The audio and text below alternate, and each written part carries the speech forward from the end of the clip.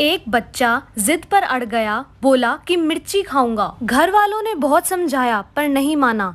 हार कर उसके गुरुजी को बुलाया गया। वे जिद तुड़वाने में महारथी थे। गुरु के आदेश पर मिर्ची मंगवाई गई। उसे प्लेट में परोस बच्चे के सामने रखकर गुरुजी बोले, ले अब खा। पर बच्चा मचल गया और बोला, नहीं, तली हुई खाऊंगा।